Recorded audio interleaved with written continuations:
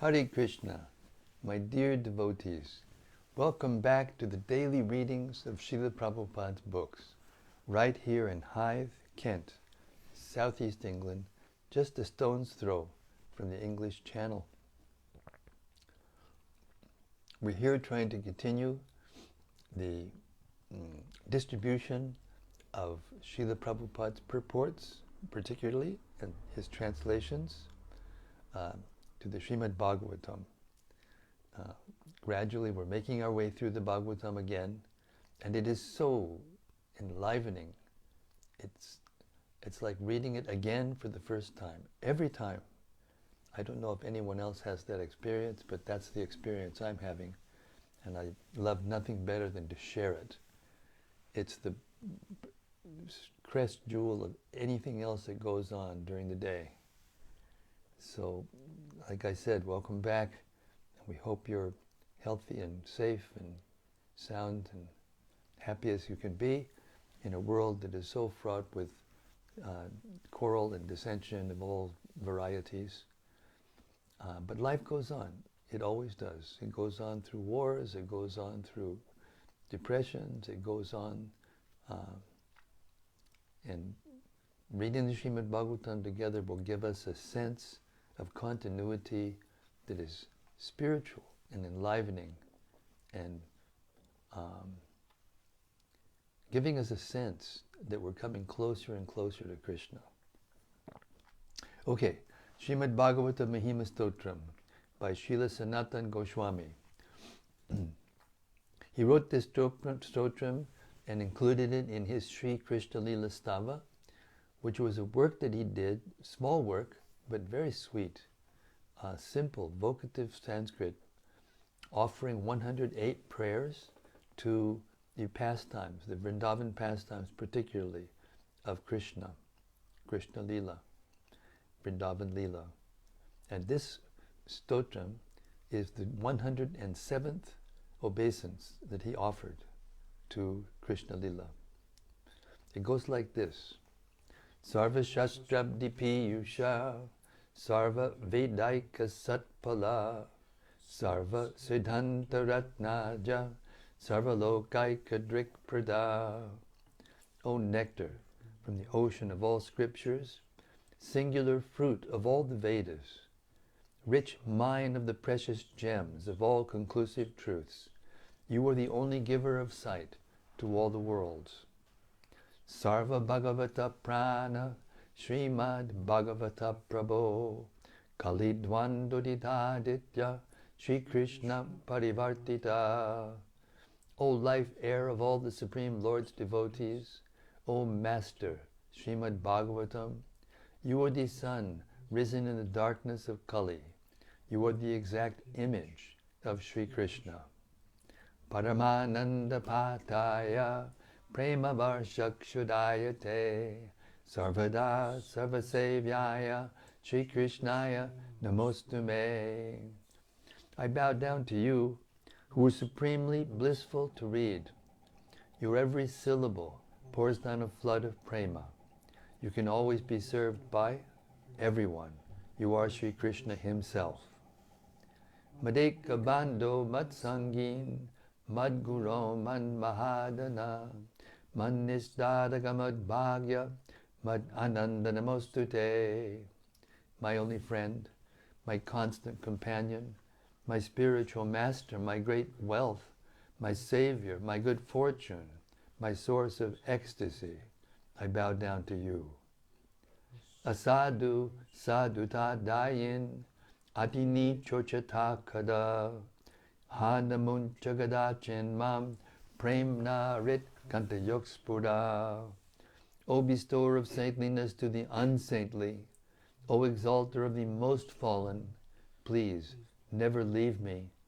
Always appear in my heart and my voice with pure love. Om Namo Bhagavate Vasudevaya. Om Namo Bhagavate Vasudevaya.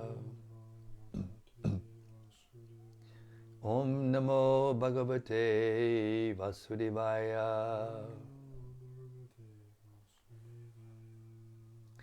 So we reach the 9th chapter of the 2nd canto of Śrīmad-Bhāgavatam, nearing the end.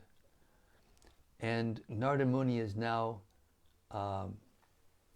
preaching, teaching, expanding on what Brahma explained to him about the Bhagavatam.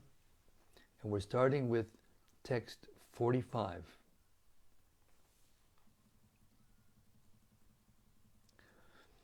In succession, O king, the great sage Narada instructed Śrīmad-Bhāgavatam under the unlimitedly powerful Vyasadeva, who meditated in devotional service upon the Supreme Personality of Godhead, the Absolute Truth, on the bank of the river Saraswati.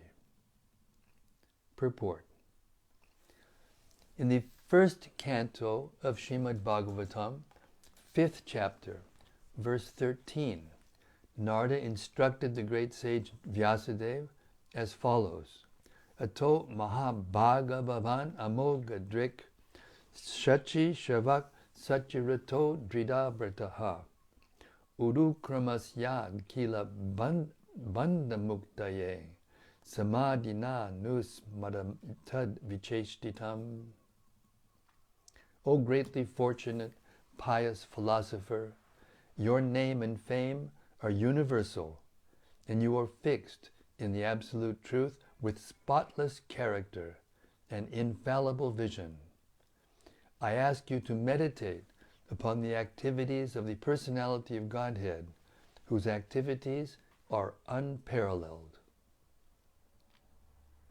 So in the disciplic succession of the Brahma Sampradaya, the practice of yoga meditation is not neglected, but because the devotees are bhakti yogis, they do not undertake the trouble to meditate upon the impersonal Brahman.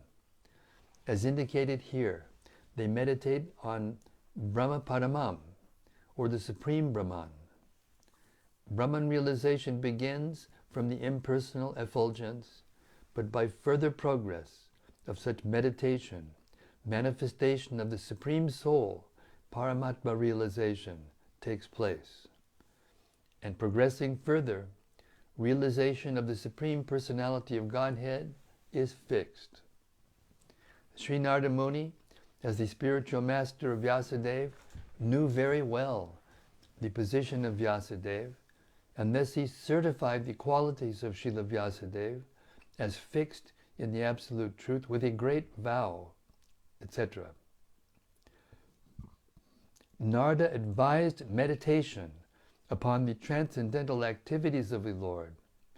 Impersonal Brahman has no activities, but the Personality of Godhead has many activities, and all such activities are transcendental, without any tinge of material quality. If the activities of the Supreme Brahman were material activities, then Narada would not have advised Vyasadeva to meditate upon them. And the Param Brahma, as Lord Sri Krishna, as confirmed in the Bhagavad Gita. And the Param Brahman is Lord Sri Krishna, as confirmed in the Bhagavad Gita.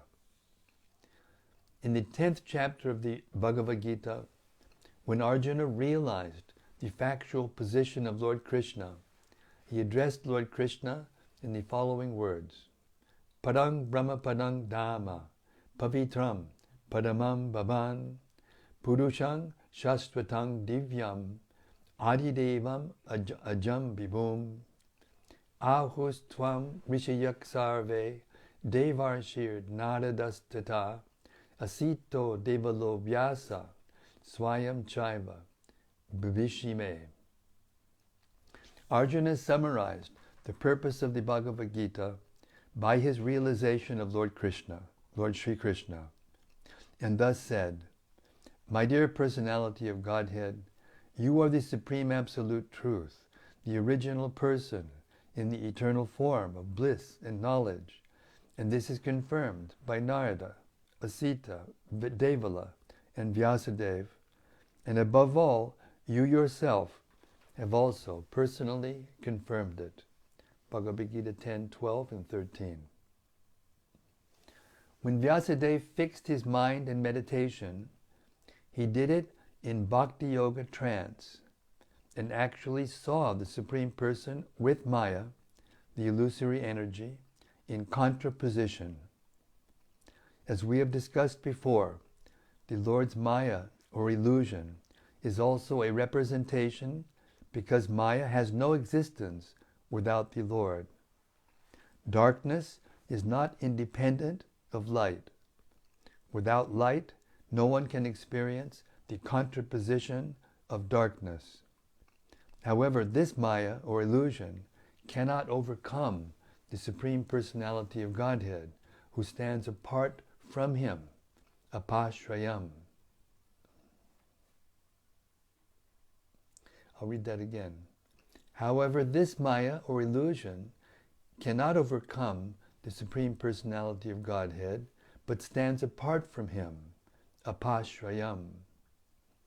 Therefore, perfection of meditation is realization of the Personality of Godhead along with His transcendental activities. Meditation on the impersonal Brahman is a troublesome business for the meditator, as confirmed in the Bhagavad Gita 12.5, Klesho dikatadas te sham abhyakta sakta chetasam. Text 46. O King, this is Sukadeva Goswami now speaking to Maharaj Parikshit. O King, your questions as to how the universe became manifested from the gigantic form of the Personality of Godhead, as well as other questions, I shall answer in detail by explanation of the 4 verses already mentioned. Purport. As stated in the beginning of Śrīmad-Bhāgavatam, this great transcendental literature is the ripened fruit of the tree of Vedic knowledge, and therefore all questions that can be humanly possible regarding the universal affairs, beginning from its creation, are all answered in the Śrīmad-Bhāgavatam. The answers depend only on the qualification of the person who explains them. The 10 divisions of Śrīmad-Bhāgavatam, as explained by the great speaker, Srila Shukadeva Goswami, are the limitation of all questions, and intelligent persons will derive all intellectual benefits from them by proper utilization. Utility is the principle. Thus end the Bhaktivedanta purports of the 2nd Canto, 9th chapter of Śrīmad-Bhāgavatam, entitled Answers by Citing the Lord's Version. All glories to Shukadeva Goswami. All glories to Maharaj Parikshit for his wonderful questions. All glories to Lord Brahma, who realized the absolute truth by his austerity and was given the Bhagavatam in 4 seed verses. And all glories to Narada Muni, who received them and now is going to expand them throughout the universe. And the Śrīmad-Bhāgavatam is going to be the answer to all of Maharaj Parikshit's questions, and we are fortunate enough to be here to hear them. Hare Krishna. All right, here we go. Chapter 10. Bhagavatam is the answer to all questions. Text 1. Sri Shukadeva Goswami said, in the Śrīmad-Bhāgavatam, there are 10 divisions of statements regarding the following: the creation of the universe, sub-creation, planetary systems, protection by the Lord, the creative impetus, the change of manus, the science of God, returning home back to Godhead, liberation, and the summum bonum. Text 2. to isolate the transcendence of the summum bonum.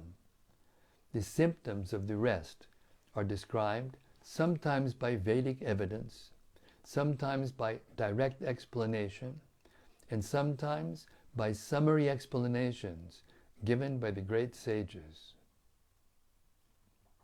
Text 3. The elementary creation of 16 items of matter, namely the 5 elements, fire, water, earth, air, and sky, sound, form, taste, smell, and touch, and the ears, and the eyes, ears, nose, tongue, skin, and mind, is known as sarga, whereas subsequent resultant interaction of the modes of material nature is called visarga. Purport. In order to explain the 10 divisional symptoms of the Śrīmad-Bhāgavatam, there are 7 continuous verses. The first of these, under reference, pertains to the 16 elementary manifestations of earth, water, etc., with material ego, composed of material intelligence and mind.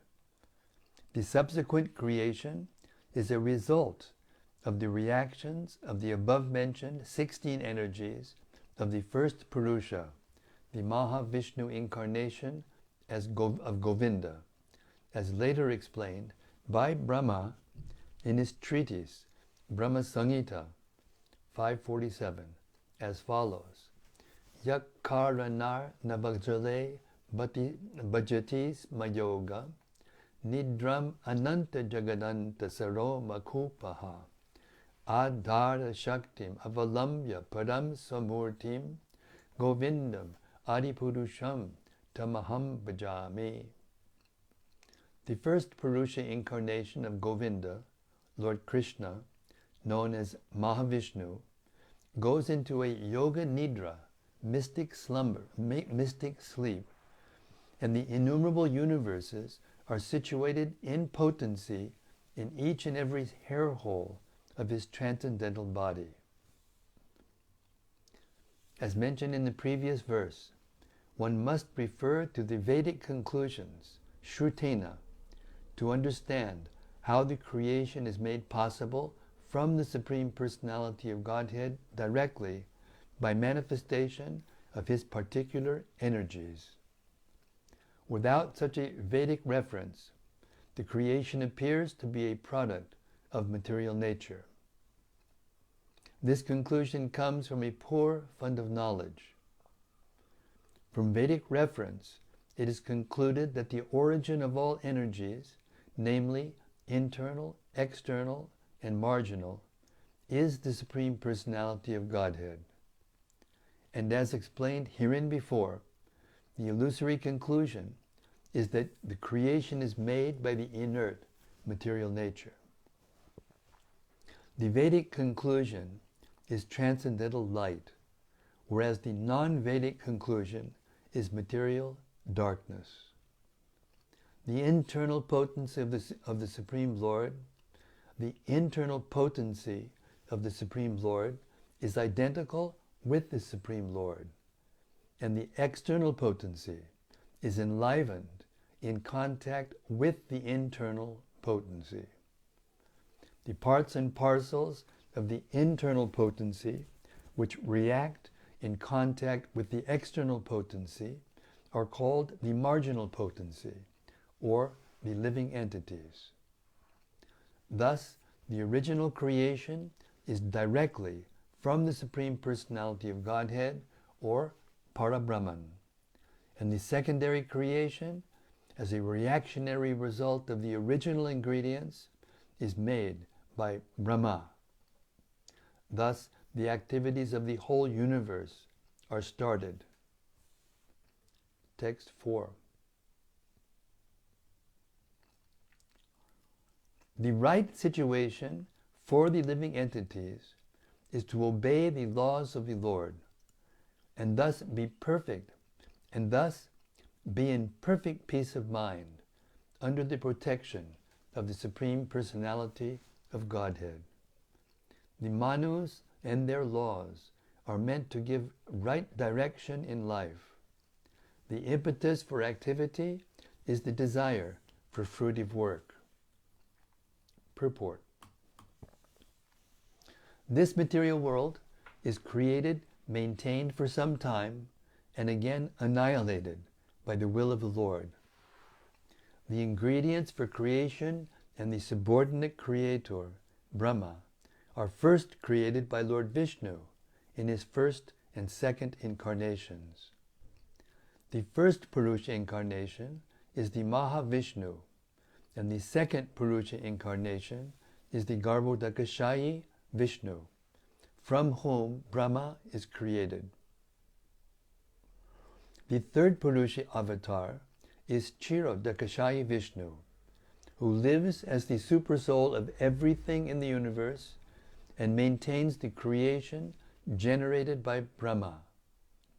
Shiva is one of the many sons of Brahma, and he annihilates the creation.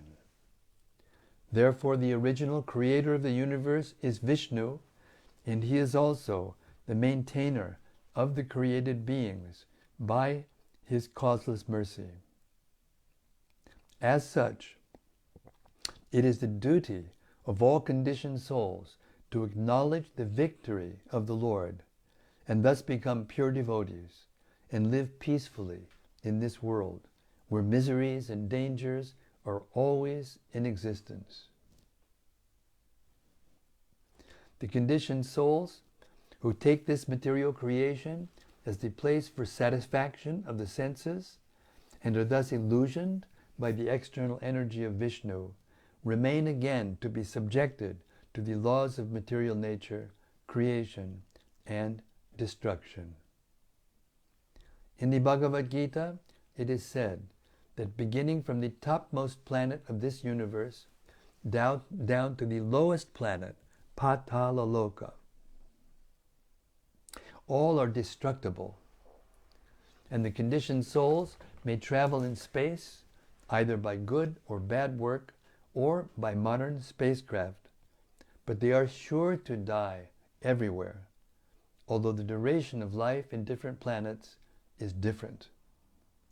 The only means to attain eternal life is to go back home, back to Godhead, where there is no more rebirth as in the material planets. The conditioned souls, being unaware of this very simple fact, because of forgetting their relationship with the Lord of Vaikuntha, try to plan out a permanent life in this material world. Being illusioned by the external energy, they thus become engaged in various types of economic and religious development, forgetting that they are meant for going back home, back to Godhead. This forgetfulness is so strong due to the influence of Maya that the conditioned souls do not at all want to go back to Godhead. By sense enjoyment, they become victims of birth and death repeatedly, and thus spoil their human lives, which are chances for going back to God, back to Vishnu. The directive scriptures made by the Manus in different ages and millenniums are called Saddharma, good guidance for the human beings, who should take advantage of all the revealed scriptures for their own interest, to make life's successful termination.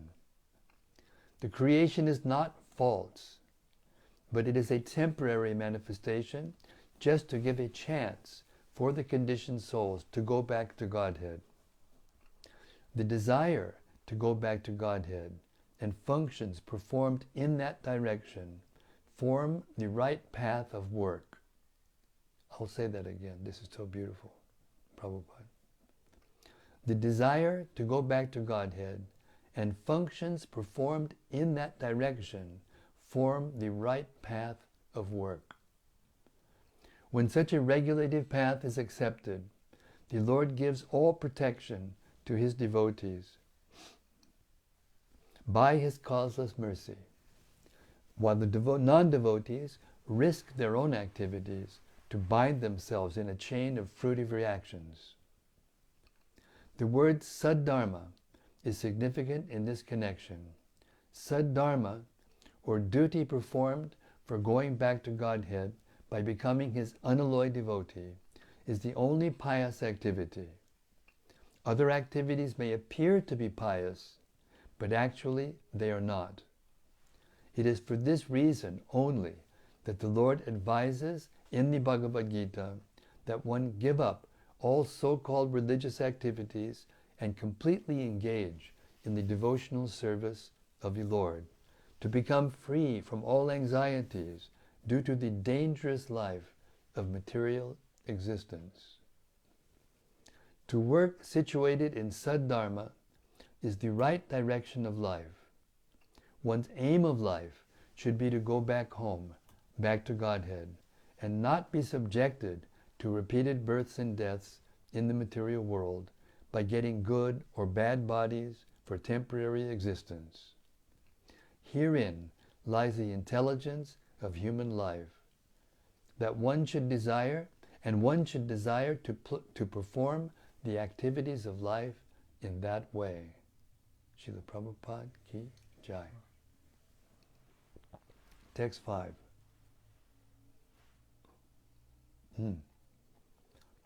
The science of God describes the incarnations of the personality of Godhead and His different activities, together with the activities of His great devotees. Purport. During the course of the existence of the cosmic manifestation, the chronology of history is created, recording the activities of the living entities. People in general have a tendency to learn the history and narrations of different men and times, but due to a lack of knowledge in the science of Godhead, they are not apt to study the history of the incarnations of the personality of Godhead. It should always be remembered that the material creation is created for the salvation of the conditioned souls. The merciful Lord, out of His causeless mercy, descends to various planets in the material world and acts for the salvation of the conditioned souls. That makes the history and narrations worth reading.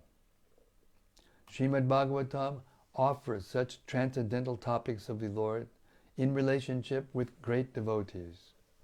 Therefore, the topics of the devotees and the Lord are to be given respectful oral reception. Text 6.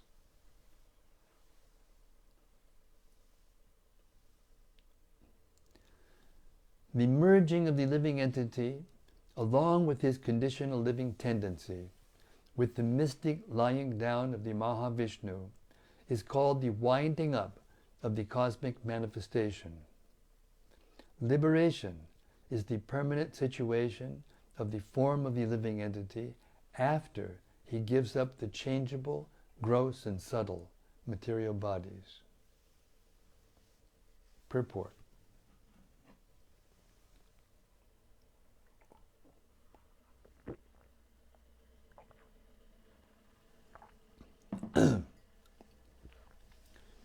As we have discussed several times, there are two types of living entities.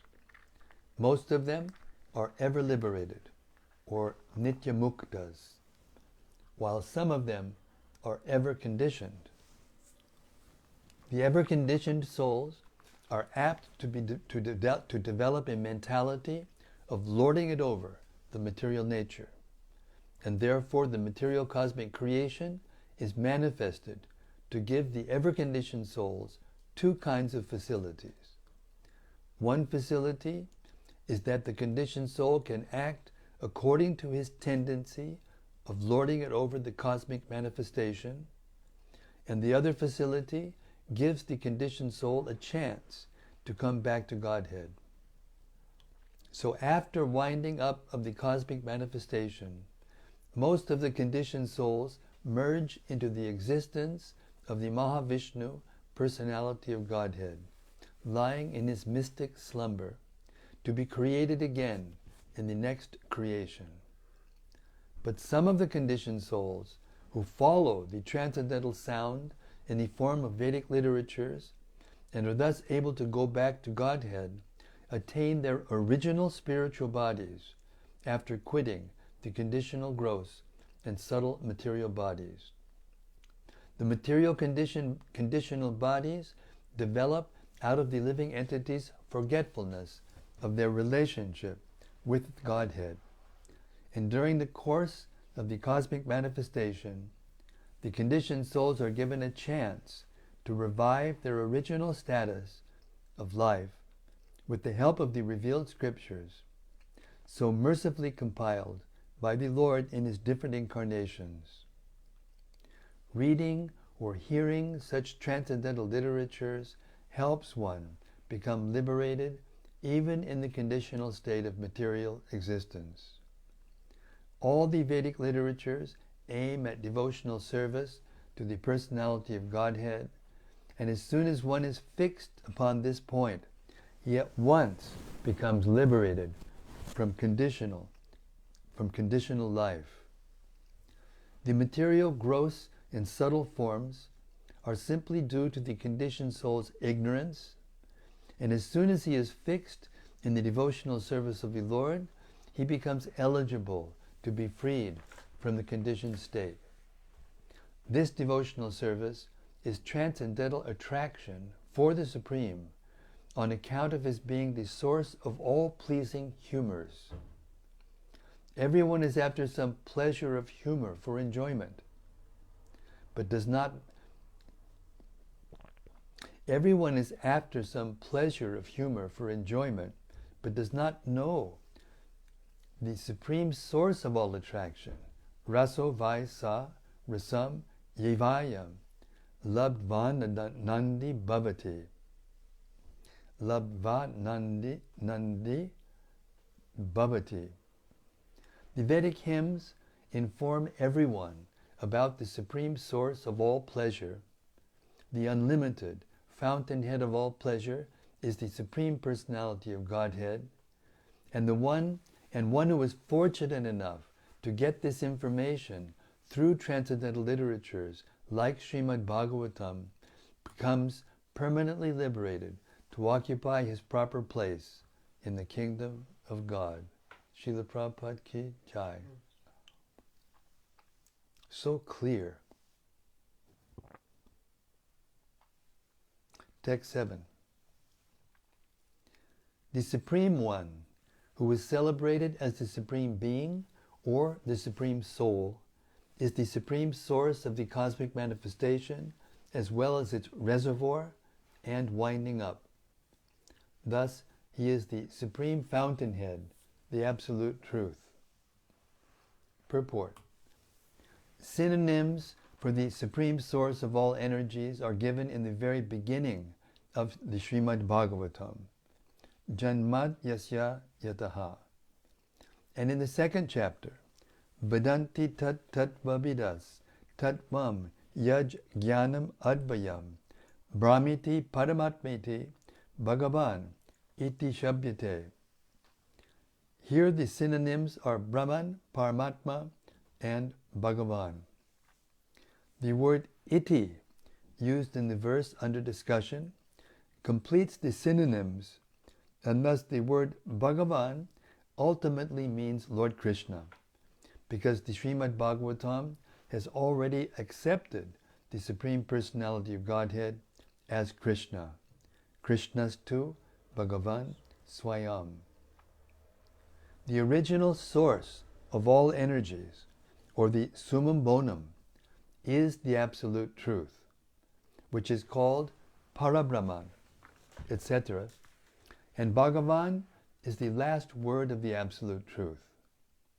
But even with the synonyms for Bhagavan, such as Narayana, Vishnu, and Purusha, the last word is Krishna, as confirmed in the Bhagavad Gita. Ahang sarvasya prabhavo mattak sarvam pravartate, etc. Besides that, The Śrīmad-Bhāgavatam is the representation of Lord Krishna as a sound incarnation of the Lord. Krishne Sudamo Pagate Dharma Jnana Dibik Saha Kalau Nashtadrisham Esha Purāṇarko Dunoditaha. Bhagavatam 1.3.43. Thus, by general conclusion, Lord Krishna is the ultimate source of all energies, and the word Krishna means that. And to explain Krishna, or the science of Krishna, the Śrīmad-Bhāgavatam has been prepared. In the first canto of Śrīmad-Bhāgavatam, this truth is indicated in the questions and answers by Sutta Goswami and the great sages like Shaunaka. And in the first and second chapters of this canto, this is explained. In the third chapter, this subject is more explicit, and in the fourth chapter, even more explicit. In the second canto, the absolute truth as the personality of Godhead is further emphasized, and the indication is the Supreme, Lord Krishna. The summary of Srimad-Bhagavatam in 4 verses, as we have already discussed, is succinct. This Supreme Personality of Godhead in the ultimate issue is confirmed by Brahma in his Brahma Samhita as Ishwarak Padamak Krishna Satchidananda Vigraha. So it is concluded in the third canto of the Śrīmad-Bhāgavatam. The complete subject matter is elaborately explained in the 10th and 11th cantos of the Śrīmad-Bhāgavatam.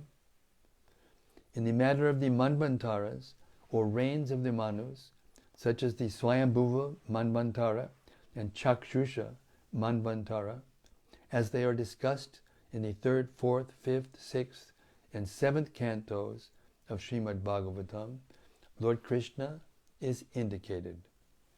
In the 8th canto, in reference to the Vaivaswata Manvantara, the same subject is explained indirectly, and in the 9th canto, the same purport is there.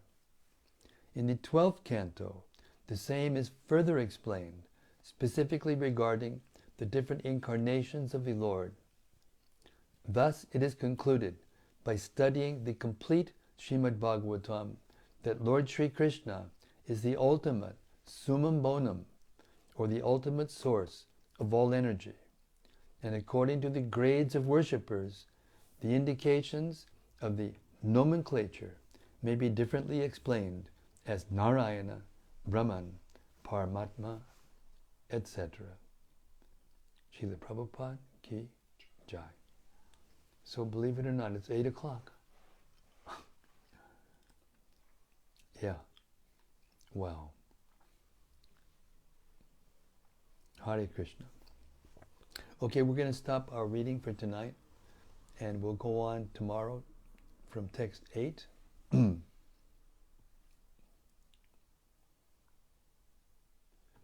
we will just wait in anticipation of the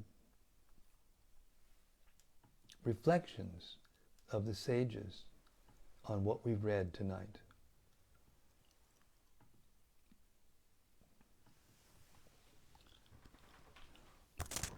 Time is going by so fast, it's breathtaking.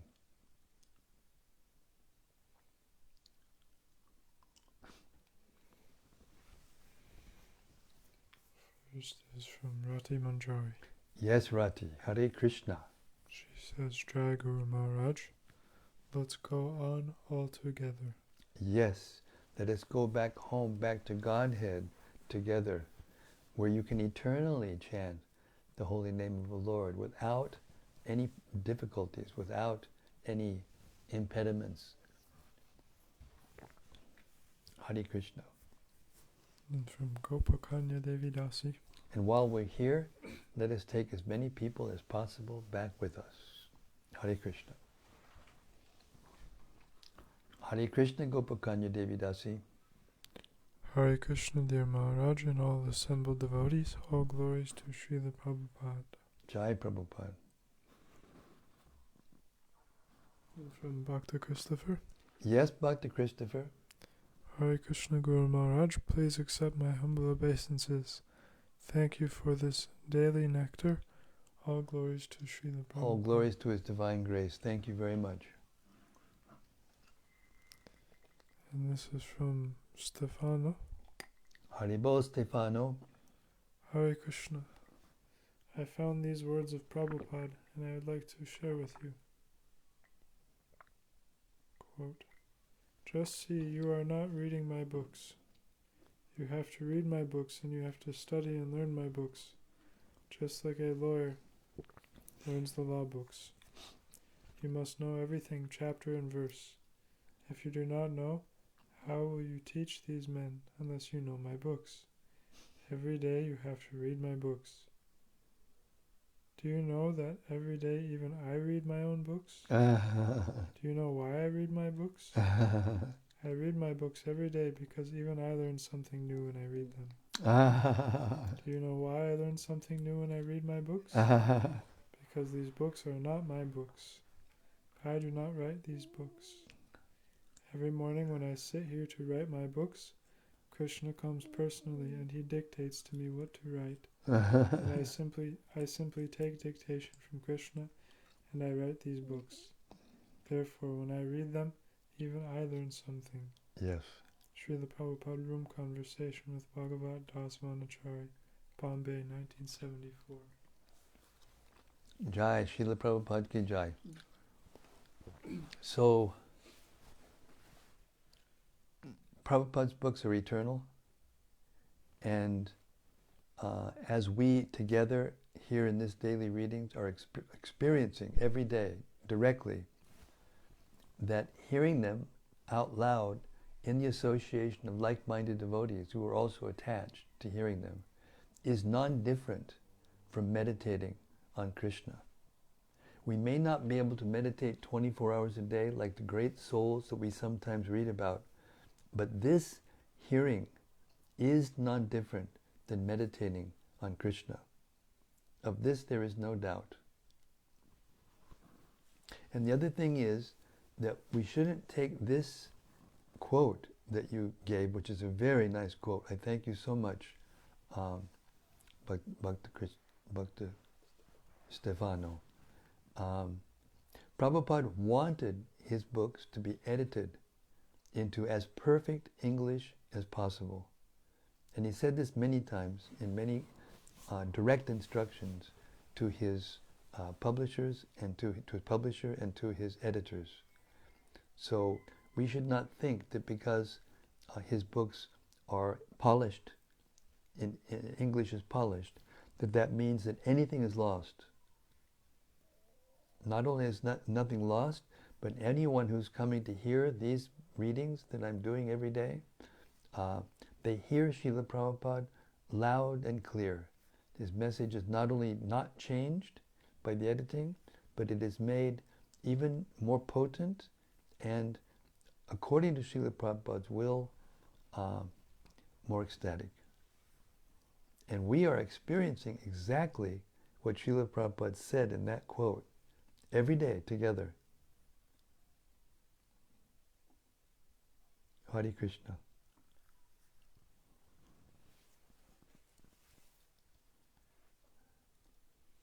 This is from Daityari Hari. Daityari Hari, Haribo, Haribo. Hare Krishna Maharaj, thanks again for these readings.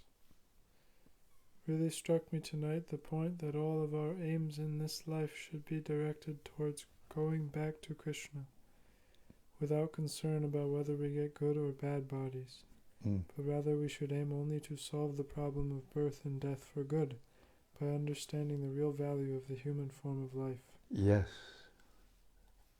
I find it easy to fall into the trap of feeling my samskaras from this life are so bad, and my body and mind are so limited, that I might be better off to aim to just tolerate this life and its difficulties and humiliations for a more sattvic birth with less obstacles, less obstacles next time around. This obviously isn't pure devotional service and displays a lack of faith in the potency of pure devotional service. How can we completely tear up this narrative? Because it seems like a conception devotees sometimes buy into. Well, let us look at the positive.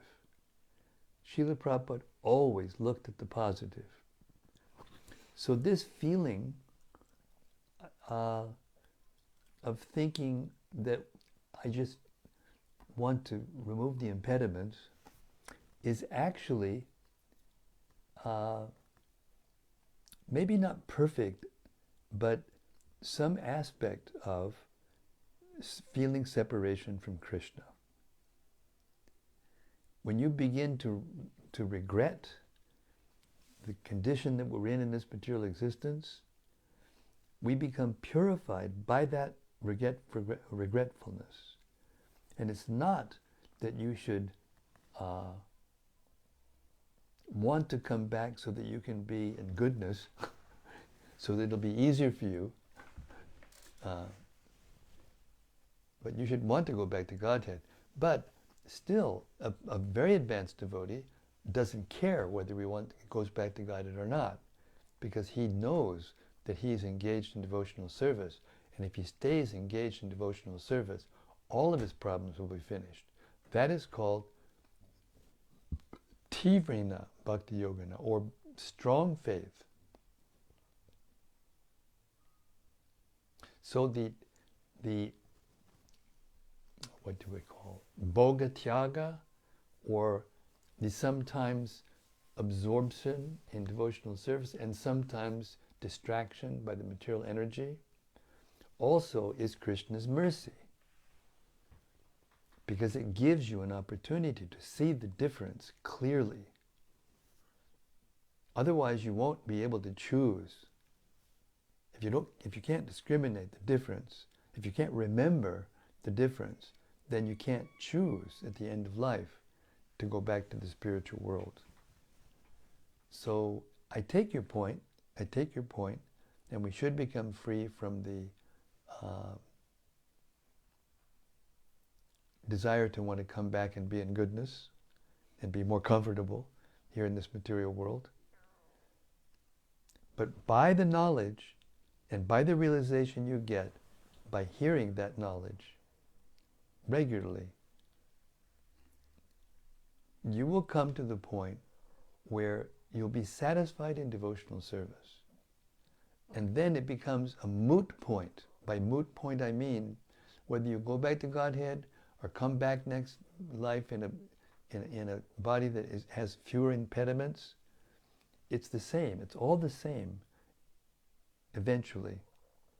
So if we see it like that, and if we learn to change the quality of the trains of thoughts that we have, which means to control the mind, basically, then we will be able to feel the ecstasy even when there are impediments. And that's the point of hearing and chanting together. And because it reminds us, it constantly, every day reminds us of the absolute truth. And then we'll know how to live. Without this, we will be swept away, and the suffering you're talking about will just increase. Hare Krishna.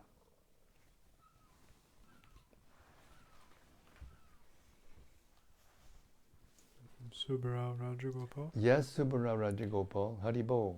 Hare Krishna Maharaj, please accept my humble obeisances and all glories to Srila Prabhupada.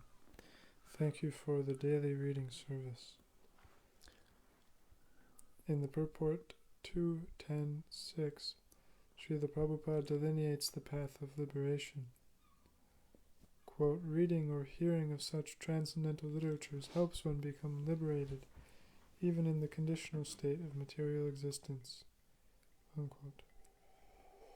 Daily readings ki dry ho. Daily listening ki dry ho 2. Hare Krishna. Thank you. Thank you. Hare Krishna. And from Rati Manjari? Yes, Rati. Dear Guru Maharaj, please accept my respectful obeisances. Tonight we heard several times that conditioned souls should desire to go back home, back to Godhead. I am not a very advanced devotee, and so I am glad to hear that Srila Prabhupada gives us permission to desire to go home. I also would like to ask a question. In the purport of 2.10.4, Srila Prabhupada writes, "It is the duty of all conditioned souls to acknowledge the victory of the Lord." What does this mean exactly, and how do we do this? It means to feel transcendental pleasure from hearing how Krishna meets with every obstacle and passes through the obstacle effortlessly. As a baby, as a little boy, as a young man, as an old man, but looking young, he just crosses over the ocean of demoniac mentality and energy and expertise in Maya, and he crosses over all of it, victorious, without anyone touching a hair on his head.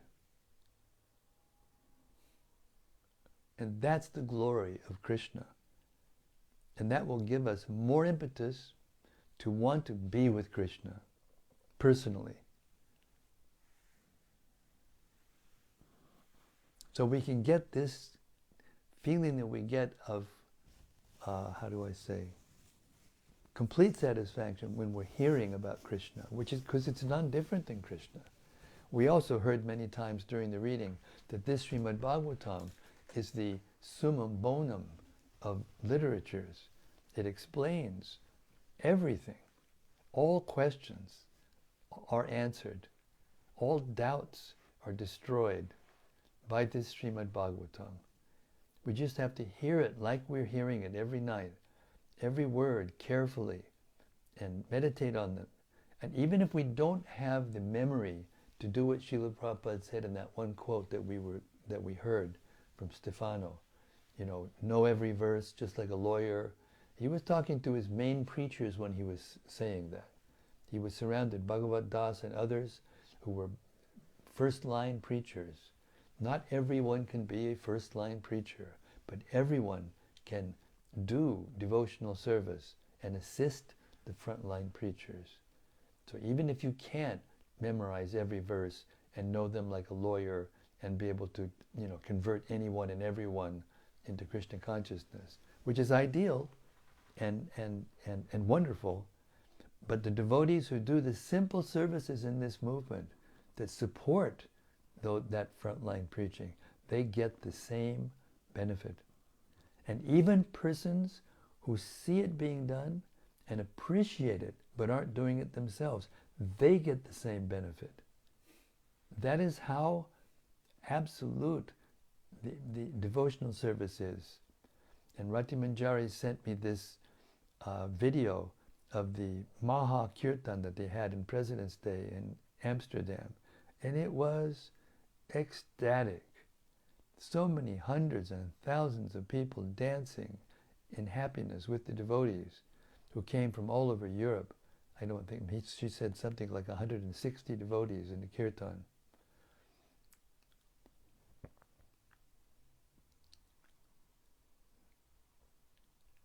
So any service that is rendered to promote this movement and to assist this movement is of equal spiritual value.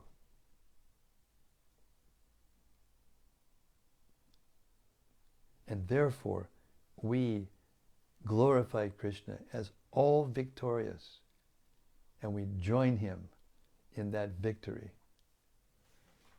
Hare Krishna. Just like the feelings that you had, Rati, when you were in that kirtan and watching all these people getting a taste of real nectar.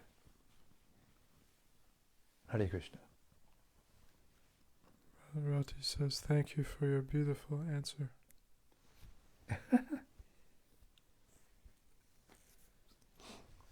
And from Gauranga Gopal. Yes, Gauranga Gopal.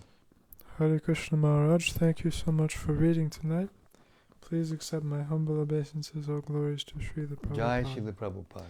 I really liked verse 7, quote, "The Supreme One who is celebrated as the Supreme Being, or the Supreme Soul, is the Supreme Source of the cosmic manifestation, as well as its reservoir and winding up. Thus he is the Supreme Fountainhead, the Absolute Truth." Unquote. Many amazing qualifications of Krishna: Supreme Source, Reservoir, Absolute Truth, Fountainhead, Summum Bonum, so visual and comprehensible. Without Srila Prabhupada's books, how would we understand that the beautiful blue cowherd boy with the flute could be all this at once? We are so fortunate. Yes, and to count the good fortune, not count it exactly, but to remember it. Remember our good fortune to be able to hear these things. And there's relatively few people on the earth who are hearing these things regularly like we are. That should be the cornerstone of the building of your house of bhakti.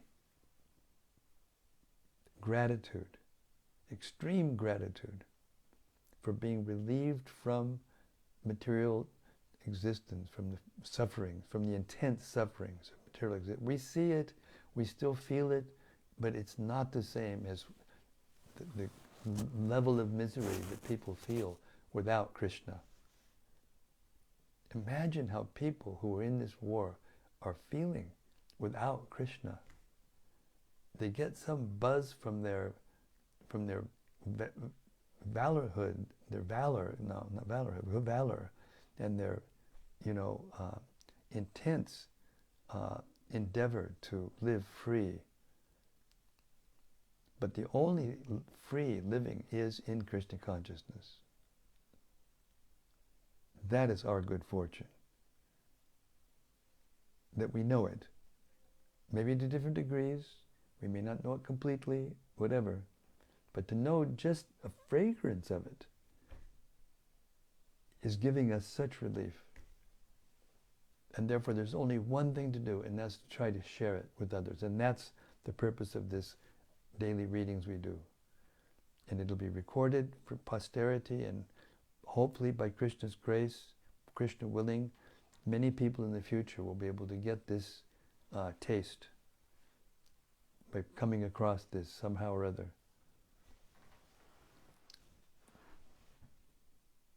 Hare Krishna. Yes, Daityari Hari. Thanks, Maharaj.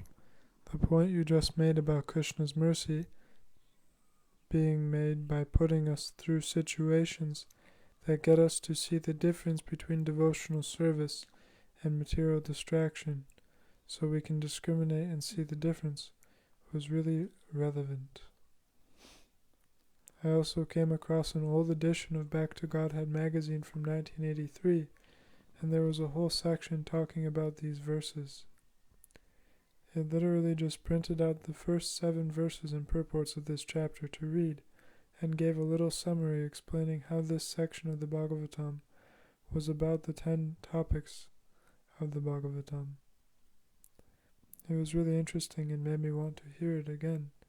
Nice to get the chance to hear it so soon. Thank you. Wonderful reflection. Thank you very much.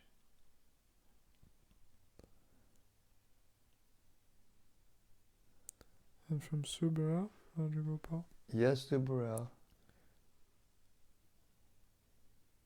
It is also interesting to note that the chapter title is Bhagavatam is the answer to all questions. Yeah, exactly.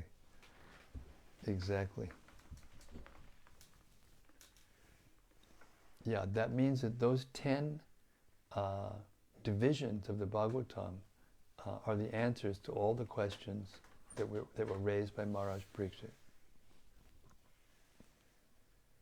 And how succinct the first verse of the 4 seed verses, which describe Krishna's position, Only He existed before, only He's existing during the creation, and He's existing after the creation winds up.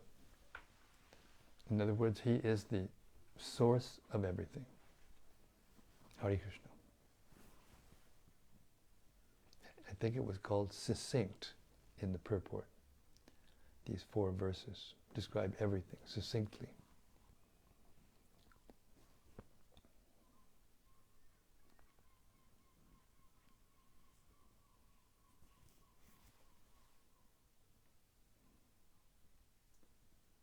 More from Rati Manjari? Yes, Rati. Srila Prabhupada writes in the purport to verse 7, thus, by general conclusion, Lord Krishna is the ultimate source of all energies, and the word Krishna means that. My question, when people ask us what the Maha Mantra means, can we then tell them that Krishna means the ultimate source of all energies? It sounds quite cosmic and perhaps less agitating to those many people that are influenced by impersonalism and atheism. Well, there's no rule. You can't make a rule out of everything. It depends on the person. It depends on how innocent they are. It depends on how receptive they are. What you can say about the holy name. I mean, personally, if I'm meeting a new person, I will say something to the effect that this is a prayer that can relieve you from all anxiety. It's the Maha Mantra. Man means mind, Tra means deliverer. It's the greatest prayer in all of the Vedic literatures and the history of religion and spiritual science that can teach us how to become free from material anxiety. Because that's what people can hear. That's what anyone can hear. But depending on how receptive they are, of course, Generally, Prabhupada's definition of the Maha Mantra was, O Lord, O energy of the Lord, please engage me in your transcendental loving service. And then you can talk to people how everyone is serving. Who isn't serving? Someone. So that's our natural position, to serve. So the Maha Mantra is an appeal for transcendental service, for ultimate service, for service in our constitutional position, spiritual position. So many things there are to say, but it depends on the person, as I said before. That will come with practice and maturity. Hare Krishna.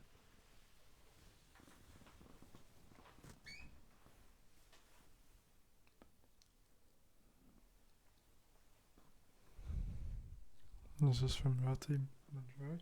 Yes, Rati. I usually tell them Krishna means the all-attractive one, the most famous, beautiful, and so on. They hear me, but I don't get the feeling that they get it. Yeah, well then maybe start at the beginning. Are you in anxiety? Has there been a day when you've been completely free from anxiety? So wouldn't you like to be free from that anxiety? Well, chant this. Try chanting Hare Krishna. So you're right. It depends on the person. And partly, it's not all our fault or all our. It's the persons who's hearing their prarabdha karma, and their, what they're having to go through. But we should try sincerely to share. Yes, and like you said at the beginning of your question, if they can't get it, then say what they can get. Learn to say what they can get according to person. Different persons that can hear different amounts. So rather than try to make it a formula, try to be individual and personal with each person, and it will naturally, Krishna will give the intelligence what to say. Hare Krishna. You've been doing it for a long time, Rati. She says, yes, that sounds nice. All right. Hare Krishna. Thank you everyone for your reflections and this wonderful section of the Śrīmad-Bhāgavatam, which just prepares us for hearing all the nectar. Śrīmad-Bhāgavatam, we have one more thing. Yes, Dalnitai, Hare Krishna. There's also one after this, but he says, Dear Srila Guru Maharaj, please accept my obeisance. Hare Krishna, thank you.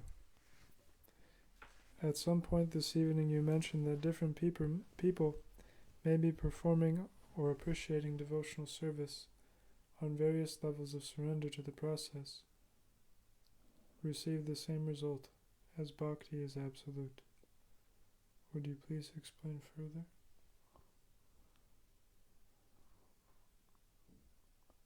Devotional service is Krishna. So if a person, it doesn't mean that that person will realize everything. It means that he will taste something different than what he's normally used to tasting. If he sees devotees doing pure devotional service, like chanting on the street, or distributing books, or in your case, giving prasadam in a very attractive way in your bakery shop,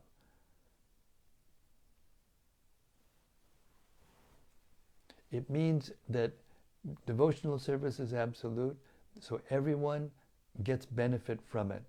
It doesn't mean that everyone will get the exact same realization and see Krishna dancing before them just because they're watching a person doing devotional service. But they will get an effect. They will be affected by it. And that effect is a permanent asset in their hearts. And it will grow. It's like a permanent bank balance, and it grows until finally, in this life later or in another life, they will wake up when they hear something about Krishna and want more. Hare Krishna. This is from Sri Rangavati Dasi. Hare Krishna, Sri Bhagavati. She says, Dear Maharaj, I have just found your readings. So nice to hear from you and see you after so long. Thank you for these readings. Hare Krishna, thank you for joining, and welcome you are always. Hare Krishna. And to all of you, Śrīmad-Bhāgavatam ki jai. Samavita Bhakta Vrinda ki jai. Gaur Premanandi Hari Hari Bol. See you tomorrow night, same time, same place, same topic. The unfolding and answering of all of the questions which are incorporated in the rest of the Bhagavatam. And we'll be at this for quite a bit more than a year. Hare Krishna. See you tomorrow.